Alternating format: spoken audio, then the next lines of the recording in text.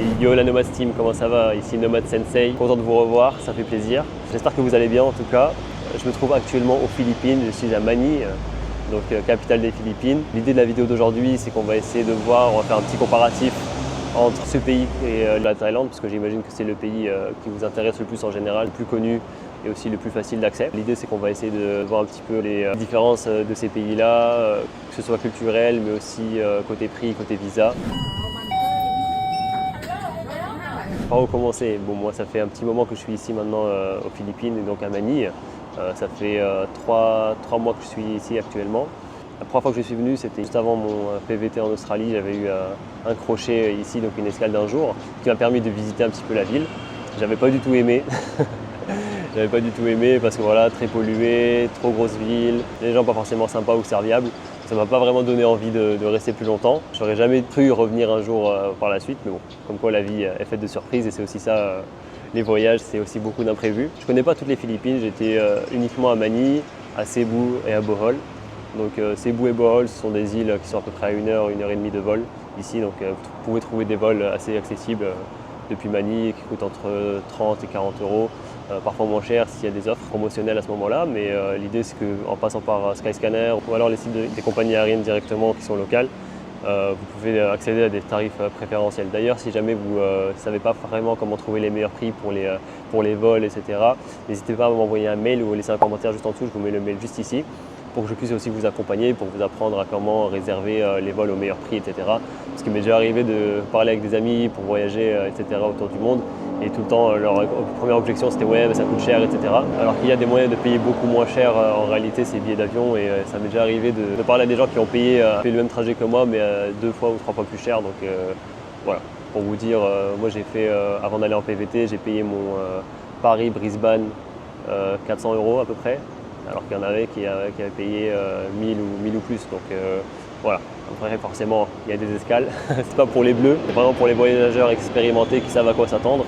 Donc forcément, parfois si vous allez économiser sur l'argent, c'est que vous allez aussi avoir plus de difficultés, que ce soit pratique ou physique, peu importe, ça dépend comment vous allez voir les choses.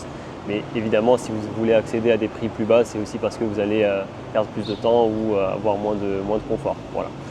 Mais voilà, si vous êtes OK avec ça, mais que la donnée principale pour vous c'est le prix, eh bien vous serez servi. Voilà. Donc ceci étant dit, la première fois que je suis arrivé c'était il y a 1 an. J'avais visité déjà Manille, c'était sympa quand même, côté architecture, activités, etc. C'est une ville qui propose pas mal de choses à faire. Maintenant côté infrastructure, route, sécurité, propreté, c'est pas du tout ça, on est loin derrière quand même comparé à la Thaïlande. C'est pas vraiment terrible ici aux Philippines. Il faut savoir que les gens ne sont pas non plus les plus sympas, donc ils sont beaucoup moins serviables et beaucoup moins gentils que les Thaïs ou que les Indonésiens. Je trouve que les gens ils sont moins accessibles quand même. Ce qui est bien, c'est que pourtant ils parlent anglais. Ils parlent anglais, donc ça c'est plutôt bien, c'est la 2e langue officielle du pays. Par contre, le côté amabilité, on repassera. Franchement, c'est tout ou rien avec les Philippins. C'est un peu bizarre, mais autant vous allez avoir un staff de l'hôtel qui sera super accueillant, super souriant, qui va être serviable et compagnie, comme on imagine les gens d'Asie du Sud-Est. Autant parfois, ils vont avoir le visage fermé, ils vont même pas dire bonjour. Si vous dites bonjour, c'est à peine s'ils vous répondent. Franchement, je trouve ça vraiment détestable comme comportement. C'est pas ce à quoi je m'attends en venant ici, donc. Je pense que c'est la base de la politesse de dire bonjour et je trouve que parfois ça n'y est pas. Aussi, je trouve qu'ils sont très procéduriers, je sais pas pourquoi, mais ça j'avais remarqué déjà à l'aéroport. J'avais eu une escale de 19h et je voulais sortir de l'aéroport, sauf qu'il était 3h du matin, je crois, quand je suis arrivé. Du coup, j'ai voulu patienter au moins jusqu'à 6h, 7h du matin à l'aéroport pour pouvoir sortir quand il ferait jour. Du coup, après avoir patienté 2 heures, ils voulaient plus me laisser sortir, etc. Et ils ont vraiment voulu mettre des bâtons dans les roues et il faut savoir que leur système n'est pas forcément optimal.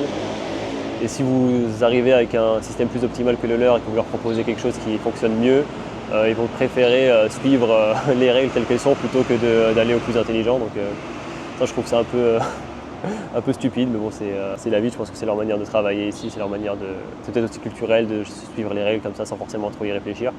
Mais si vous avez un esprit un peu rebelle, un esprit un peu novateur, ça ne va pas forcément vous plaire parce que côté administration et côté procédure, ça va un peu bloquer de ce côté-là, donc c'est un peu dommage. Donc voilà, je trouve que pour ce côté-là, on repassera. Pour l'histoire de l'aéroport, j'ai quand même pu sortir, j'ai dû négocier avec au moins 5-6 personnes et au bout de la 6e, on m'a dit oui. Mais vraiment, ça ne serait jamais arrivé en Thaïlande ou en Indonésie. Franchement, de souvenirs, j'ai jamais entendu le mot non, que ce soit en Thaïlande ou en Indonésie. C'est des gens super serviables, que ce soit pour le check-in à l'hôtel, le check-out, peu importe quel service vous voulez demander ou un aménagement ou peu importe. Ils diront toujours oui parce que voilà, ils ont le sens de l'accueil, ils sont hospitaliers. Autant ici, c'est pas du tout le cas. Donc voilà, donc ça pour ça on repassera.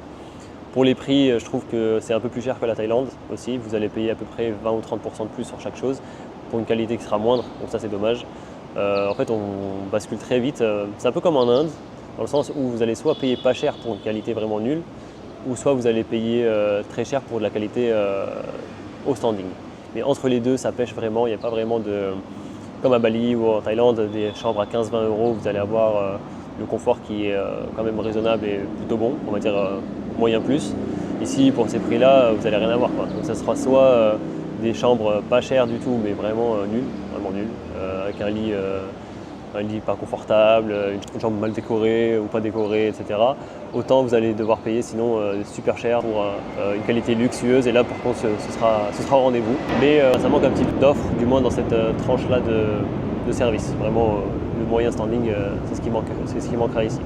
Voilà, donc ça c'était par rapport aux gens et par rapport à la qualité de vie. Maintenant, je pense qu'il ne faut pas s'attarder à Manille, à part si vous avez des démarches administratives à faire comme moi en ce moment. Je ne vous conseille pas de vous attarder ici parce qu'il n'y a pas grand chose à faire. L'île est assez grande, il y a quelques spots à visiter, mais franchement vous pouvez passer l'éponge. Vous n'êtes pas obligé, vous raterez rien si vous n'y allez pas. Il y a Baguio, il y a La Union, j'avais fait un vlog dessus. Il y a tout au nord, il y a Vigan, une ville coloniale assez sympathique et tout, côté architecture, etc. À part ça, franchement, les plages sont pas terribles. Voilà, donc franchement, ne vous attardez pas ici si vous atterrissez à Manille parce que vous avez votre long courrier qui part de France ou d'Europe et que vous arrivez à Manille, bah écoutez, voilà, mais vous attardez pas, reprenez un vol tout de suite après ou le lendemain parce que vous aurez mieux fait d'aller à Coron, à El Nido, à Puerto Princesa ou à Cebu plutôt que de rester ici. Donc voilà, tout ça ce sont des îles que j'espère visiter par la suite une fois que j'aurai un peu plus de temps. Mais sinon voilà, ici vous attardez pas, surtout côté pollution c'est vraiment horrible. Non, franchement, Manille, je lui donne une note de 2 sur 10. Voilà. Voilà, donc après par la suite, côté visa, c'est assez simple, ça c'est un bon point par contre pour les Philippines. Côté visa, vous pouvez avoir le DNV, donc Digital Nomad Visa, vous pouvez avoir le visa tourisme, donc c'est assez simple. En arrivant aussi, vous allez avoir le droit à 30 jours. Ensuite, vous pourrez prolonger votre visa touriste d'1 mois et ensuite, à partir de cette étape-là, qui est obligatoire, vous pourrez prolonger jusqu'à 6 mois d'un coup. Donc voilà, vous pourrez prolonger comme ça pendant 3 ans au maximum. Par contre, si vous voulez par la suite avoir un visa digital nomade, visa permanent, mariage, etc. Ce sera quand même assez facilité. Donc si jamais vous trouvez l'amour ici, sachez que c'est aussi possible d'avoir une résidence permanente. Et ça prendra quelques mois à réaliser, mais au moins vous serez 100% légal et vous aurez quasiment les mêmes droits qu'un Philippin. Voilà, que dire de plus comparé à la Thaïlande, côté festif, etc. on est quand même en dessous. Côté nourriture, on est en dessous. Franchement, la nourriture ici, elle est vraiment pas terrible. Franchement, non, je vous conseille pas la nourriture locale. Elle est pas terrible. Si vous mangez pas de porc, sachez que la plupart des plats sont au porc, donc déjà, ça enlève pas mal de possibilités. Maintenant, même si ça n'avait pas été au porc, ça aurait pas donné plus envie, je vous rassure, parce que c'est vraiment pas terrible. Très frit, très gras. Franchement, il faut voir par vous-même. Faudrait venir et juger parce que voilà, il ne faut jamais se baser à 100% sur ce que les gens disent. On a tous des goûts et des attentes différents, mais l'idée c'est que côté nourriture thaïlandaise, c'est 1000 fois mieux, donc vous aurez mieux fait de manger là-bas. Donc voilà, je pense qu'on a fait le tour encore une fois. Du coup, côté Thaïlande ou Philippines, je vous conseille plutôt d'aller en Thaïlande parce que pour le visa, ce sera tout aussi simple quasiment. Vous allez avoir 2 mois d'un coup, ensuite vous pourrez prolonger 1 mois, puis vous pourrez aussi demander le DTV, visa qui est sorti il n'y a pas longtemps. Donc voilà, ce sont des visas qui valent vachement le coup si vous voulez vous installer sur long terme. Après, pourquoi pas faire 6 mois pour des raisons fiscales et compagnie. Je ferai une autre vidéo là-dessus. En tout cas voilà, je vous dis à très vite. Si jamais vous avez besoin d'informations, d'un petit coaching ou que vous avez des questions par rapport au voyage autour du monde, n'hésitez pas, envoyez-moi un mail, je vous le mets juste ici. Si jamais vous voulez vous expatrier ou partir à l'étranger pendant 6 mois, 1 an ou plus, voilà, je pourrais vous donner tout plein d'informations vis-à-vis de ça. Voilà, donc je vous dis à très bientôt la Nomad Team, c'était Nomad Sensei, ciao.